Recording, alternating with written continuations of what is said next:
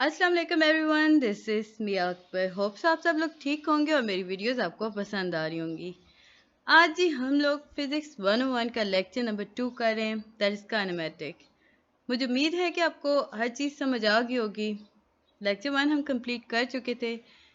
इन lectures में basically हम लोग पेपर पॉइंट ऑफ व्यू से बात किया करेंगे। जो पेपर पॉइंट ऑफ व्यू से चीज़ इंपॉर्टेंट है हम उसे ही डिस्कस करेंगे। तो चलें जी अपनी वीडियो करते हैं स्टार्ट। सबसे पहले हमारे पास आता है जी डिस्प्लेसमेंट। अब डिस्प्लेसमेंट को डोनेट कैसे करते हैं, या यूँ समझ लें कि इसकी डेफिनेशन क्या है। एक्स टी जो होता है ना, एक्स ब्रैकेट के अंदर हमारे पास जब टी आ जाता है तो वो कहलाता है डिस्प्लेसमेंट, और ये हमें बताता है position of body at any time. अगर डिस्प्लेसमेंट हमारे पास आ रहा है, यानी एक्स टी जो है हमारे पास आ रहा है पॉजिटिव, तो इसका मतलब ये हुआ कि बॉडी जो है वो अपने राइट पर है, ओरिजिन के राइट पर है। लेकिन अगर नेगेटिव आ रहा है तो वो लेफ्ट पर होगी। तो ये डिफरेंस याद रखिएगा, जब पॉजिटिव आता है तो वो राइट पे आती है, अगर डिस्प्लेसमेंट की वैल्यू हमारे पास नेगेटिव में आ रही है तो वो लेफ्ट को शो करेगी। आगे चलते हैं तो हमें पता ये चलता है कि if a body is moving with average speed v, then in time t it will cover a distance d is equal to v t. अब यहाँ हमें बता रहे हैं कि अगर कोई बॉडी मूव कर रही है विद एवरेज स्पीड, हमने उससे कहा कि v है, उसका जो टाइम है t, और उसका टोटल जो टाइम और स्पीड को मिला के जो डिस्टेंस उसने कवर किया, तो उसका जो हमारे पास फार्मूला आया that is d is equal to v t. लेकिन यहाँ पे एक और बात बताई ये गई कि जो कार ऑफ स्पीड है, सॉरी स्पीड ऑफ कार है ना, वो चेंज होती है टाइम टू टाइम। तो इसलिए इसकी जो लिमिट है वो ज़्यादा है, और ये फार्मूला जो है ये उसके लिए यूज़ नहीं होता। तो यहाँ पे एक और बात क्लियर कर दी गई कि जहाँ कम डिस्टेंस होगा ना, वहाँ पे ये फार्मूला यूज़ होगा, यानी कि d is equal to v t हम वहाँ यूज़ करेंगे। फिर आगे चल के हमें बताते हैं कि one defines an average speed over the small time interval delta t. थोड़ा सा और मॉडिफाई हमने किया इस फार्मूला को, d is equal to v t को हमने कर दिया जी डेल्टा टी। अब एवरेज स्पीड हमारे पास क्या फार्मूला बना, डी जो हमारे पास था distance travel in delta T, we t को हमने डेल्टा टी कह दिया, तो हमने एक नया फार्मूला जनरेट किया that is average speed is equal to distance travel in time delta t divided by delta t। ये हम लोग लार्ज डिस्टेंस जो होगा उसके लिए हम ये फार्मूला यूज़ करते जाएंगे। इसके बाद आपके पेपर रिलेटेड था तो इसमें इतना कुछ खास इम्पोर्टेंट नहीं था। एक और हमारे पास आता है जी वेलोसिटी। वेलोसिटी क्या है, वेलोसिटी आपके क्वेश्चंस आ रहे होते हैं, काफ़ी ज़्यादा थे short questions. What is velocity या डिफाइन वेलोसिटी। तो velocity is defined as the rate of change of distance. याद रखिएगा, rate of change of distance को वेलोसिटी कहते हैं। सिंपल सी इसकी डेफिनेशन थी, आपके 3 मार्क्स आसानी से आ सकते हैं। आगे बढ़ने से पहले काइंडली मेरे चैनल को लाइक और सब्सक्राइब ज़रूर कर दें। वीडियो पसंद आती है तो कमेंट करें, कुछ नहीं समझ आता तो भी कमेंट कर दीजिएगा। इसके बाद ही मेरे पास अगली जो डेफिनेशंस आती हैं ना, मतलब आपके पेपर में शॉर्ट में ज़्यादातर डेफिनेशंस चल रही होती हैं, एमसीक्यूज भी इवन आपके डेफिनेशन रिलेटेड आ रहे होते हैं। अभी आप जब फर्स्ट क्विज करेंगे तो आपको अंदाज़ा होगा कि मैंने जो पढ़ाया वो बिल्कुल टू द पॉइंट था, बिल्कुल इसी के अकॉर्डिंग आपके क्विज आ रहे थे। वेक्टर, वेक्टर क्या है, a quantity that has a size as well as direction. वो क्वांटिटी, वो वैल्यू जिसका साइज भी है और उसका डायरेक्शन भी है, वो कहलाती है जी वेक्टर। अगर फॉर एग्जांपल हम लें तो हम कहेंगे जो हवा चल रही है ना एक स्पीड पर, अब जो हवा चल रही है उसकी एक स्पीड है, उसकी एक डायरेक्शन होती है, तो हम कह सकते हैं कि जो विंड है वो वेलोसिटी है, और इसका वेलोसिटी इज अ वेक्टर, और ये एक वेक्टर है। If we choose axis, then a vector is fixed by its component along the axis। अगर हम axis की बात कर रहे हैं तो जो वेक्टर होगा वो फिक्स होगा along its component, और ये से हम axis ही लेके आएंगे। In one dimension, a vector has only one component। अब कंपोनेंट क्या है, देखिए x और y जो होते हैं हमारे पास कंपोनेंट होते हैं। अगर हम बात कर रहे हैं एक डायमेंशन की, तो जो वेक्टर है उसका एक ही कंपोनेंट होता है, मतलब उसका x कंपोनेंट होता है। लेकिन जब अगर कहीं बात होती है कि 2 डायमेंशंस हैं तो जो वेक्टर होगा उसके 2 कंपोनेंट होंगे, that is x and y। अगर 3 डायमेंशंस है ना तो उसके जो कंपोनेंट्स इसी तरह बढ़ाते जाएंगे x, y एंड z, और ये एक्सिस कहलाते हैं। मुझे उम्मीद है कि आपको ये चीज़ें समझ आ रही होंगी। अब हम जरा आगे बढ़ते हैं तो हमें यहाँ ये बता रहे हैं कि if we generate a vector r is equal to xy then rx is equal to x is equal to r cos theta and ry is equal to y is equal to r sin theta। अच्छा, ये आपके MCQs में था कि r x is equal to x is equal to r क्या है, तो वो cos थीटा होता है। जब हम x की बात करते हैं तो वो cos में आएगा। आप इसमें ना एक मेन पॉइंट, एक मतलब टिप समझ लें, याद रख लें। अगर हम आर एक्स की बात कर रहे हैं वो कॉस में जाएगी, आर वाई की बात कर रहे हैं तो वो साइन में जाएगी। लेकिन ऑन द अदर हैंड अगर हम एक्स स्क्वायर और plus y square is equal to r square कर रहे हैं तो ये हमारे पास आएगा टेन थीटा। टेन थीटा के अंदर हम लिखेंगे वाई डिवाइडेड बाय एक्स। ये आपको कुछ पॉइंट्स याद रखने होंगे।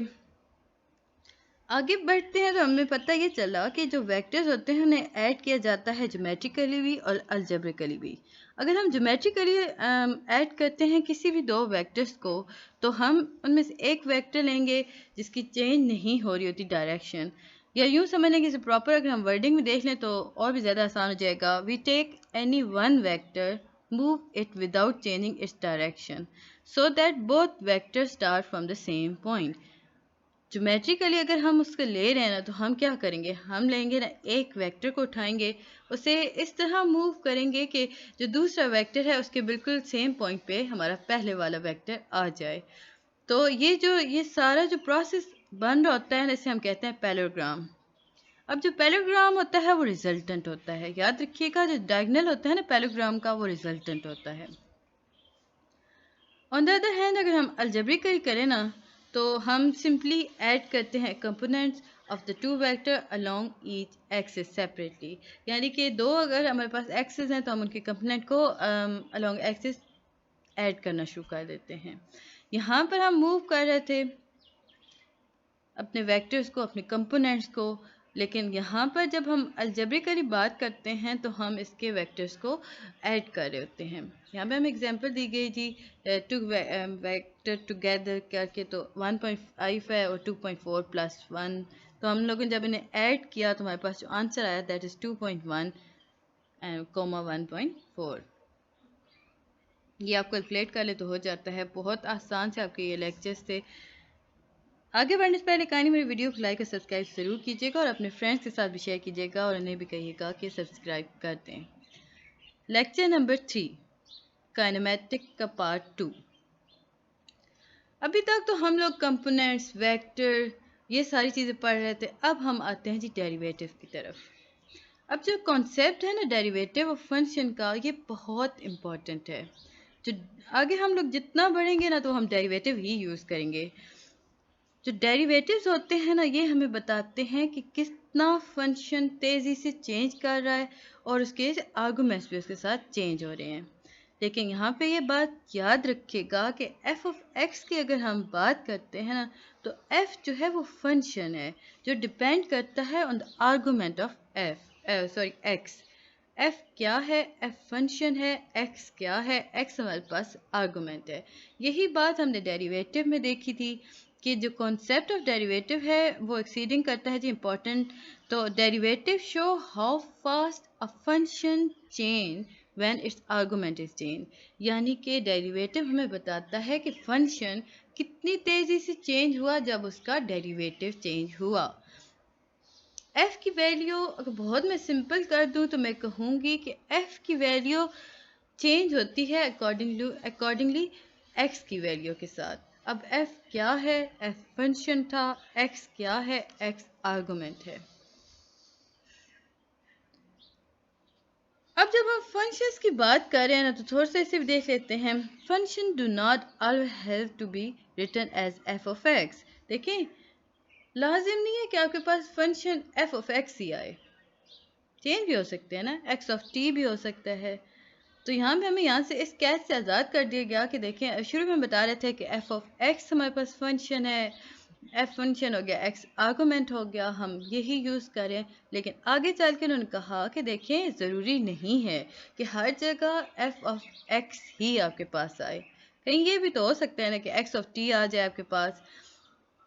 एक्स और टी जो होता है वो भी आपका फंक्शन है। इस तरह हमें ये पता चला कि जो बॉडी है वो डिफरेंट टाइम्स लेके चलती है। फॉर एग्जाम्पल अब हम एफ ऑफ एक्स को हटा के एक्स ऑफ टी की बात करते हैं तो हमारे पास यहाँ पे आता है कि d x by D t. अब ये जो d x by D t, d y by D t जो होगा ना हमारे पास, ये हम लोग बहुत ज़्यादा आगे चल के यूज़ कर रहे होंगे। तो आपको ये याद रखना है D x by D T की वैल्यू हमारे पास क्या आती है, ये हमारे पास लिमिट आती है delta x divided by delta T. एक हम वैल्यू देख लेते हैं, कैलकुलेशन अकॉर्डिंग है हमारे पास, डेरिवेटिव है जी, सिंपल सा फंक्शन था कि आपके आ जाता है x of t is equal to t square. ये आई थिंक आपके मैंने जब आपके पेपर्स देखे थे ऑनवर्ड, हम लोग 10 साल के आपके पेपर्स चेक करी थी सारे, उसमें से जो क्वेश्चन निकल रहे थे उसमें आपके दो ऐसे पेपर थे, सैंपल थे जिनके अंदर ये क्वेश्चन आया हुआ था। तो हमने इसे भी देख लिया। X of t is equal to t square हमें बताया गया जी, क्वेश्चन में हमें दिया गया कि जो सिंपल फंक्शन है like x of t is equal to t square, तो हमें सबसे पहले कैलकुलेट करना है difference in x at two slightly different value. हमें एक्स का डिफरेंस मालूम करना था, दो हमारे पास वैल्यूज़ थी, that is t and t plus delta t. जब हम मेंबर याद रखिएगा यहाँ पे हम लोग डेल्टा टी जो है वो एक्सट्रीमली स्मॉल वैल्यू होती है। एक और पॉइंट यहाँ पे याद रखिएगा, जहाँ भी हमारे पास डेल्टा टी होगा ना वो स्मॉल वैल्यू होगी, आपने उसमें स्मॉल वैल्यू ऐड करनी होती है। अब हमारे पास ये इक्वेशन आई थी डेल्टा एक्स, क्योंकि हमने एक्स मालूम करना था ना, तो इज इक्वल टू, ये हम लोगों ने एग्जैक्टली ये उठाया T plus delta T minus T square, ये हमारे पास एक फार्मूला जनरेट हुआ। अब हम इसे ठीक करेंगे, यानी कि समझ लें कि बैलेंस करते जाएंगे, सॉल्व करते जाएंगे। सबसे पहले हमने टी स्क्वायर को इधर टी स्क्वायर यानी हमने यहाँ पे ये फार्मूला पुट किया था, A square plus A B square whole square में हमारे पास आ रहा था plus 2ab minus B square. ये आप लोग के मैथ का होता है। यहाँ पे हमने वैल्यू पुट की, हमारे लेट्स सपोज हमने कहा जी टी जो हमारे पास है ना वो ए है, हमने वैल्यू पुट कर दी ए स्क्वायर, हम लोगों ने कहा जी ये तो ए है, ए स्क्वायर हो गया। फिर हमने प्लस किया ए बी होल स्क्वायर, तो अब बी हमारे पास क्या था, ये हमारे पास ए थी, ये हमारे पास बी था। अब हम लोगों ने ए बी होल स्क्वायर कर दिया, माइनस माइनस ये टी था, नहीं तो आपको फार्मूला होता है बी स्क्वायर, तो ये हम लोगों ने माइनस बी स्क्वायर इसमें किया।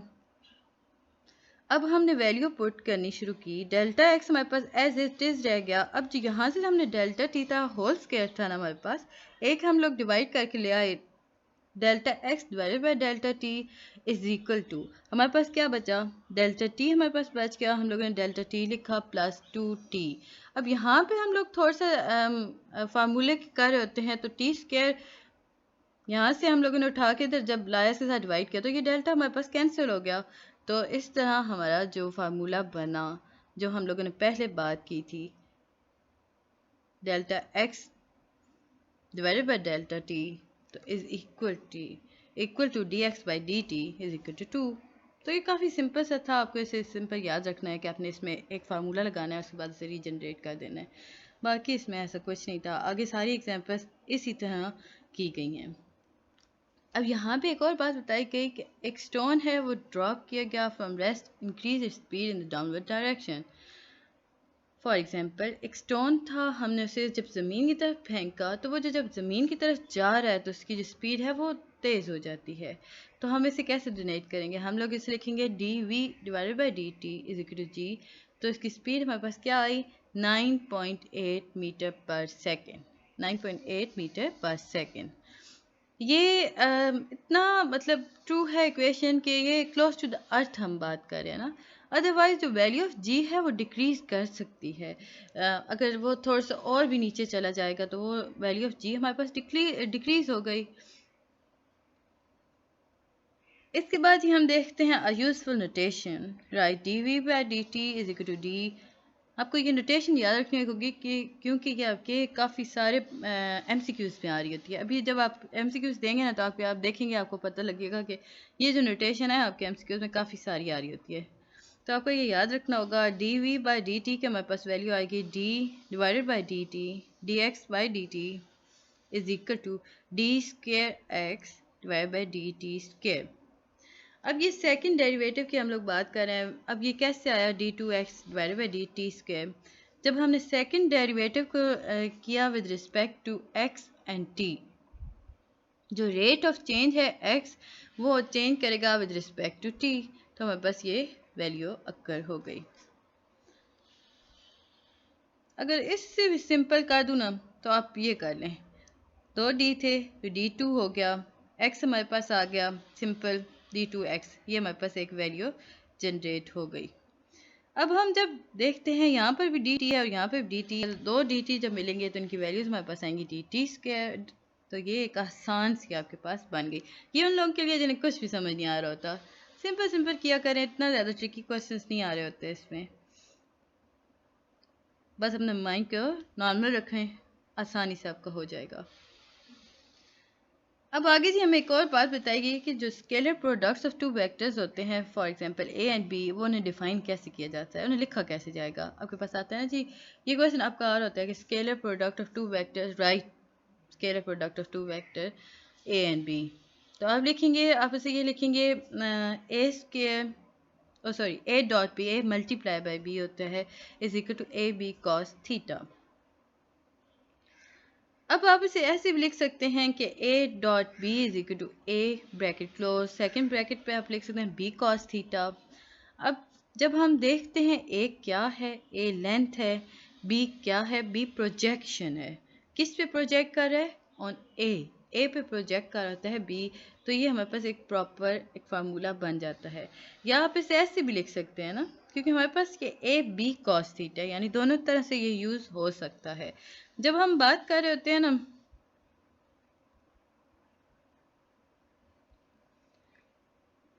अब अगर हम इसे ऐसे लिखें कि b ब्रैकेट क्लोज हो जाएगी, सेकंड ब्रैकेट जब हम ओपन करेंगे a cos थीटा। अब इसका क्या मतलब हुआ, अब जब हमने b ली तो वो b हमारे पास लेंथ आ गई, और a क्या था, सिमिलरली जैसे हमने कहा कि b प्रोजेक्शन था, cos के साथ आ रहा था ना, तो वो प्रोजेक्शन था। अब हम कह रहे हैं कि a cos के साथ आ रहा है तो a प्रोजेक्शन है b का। अब यहाँ पे एक यूनिट वेक्टर हमें बताया गया था कि जो आई होता है वो इक्वल टू होता है जे का, यानी कि हमारे पास दो वेक्टर्स हैं, फॉर एग्जांपल आई जे, तो आई डेरिवेटिव और आई का जो हमारे पास आएगा ये हमारे पास 1 आएगा। लेकिन ऑन द अदर हैंड अगर हम आई जे लिखते हैं तो वो 0 आएगा, वो कभी 1 नहीं आता। मुझे उम्मीद है कि आपको ये सारी चीज़ें समझ आ गई होंगी। मिलते हैं जी नेक्स्ट वीडियो में, तब तक के लिए अल्लाह हाफिज़।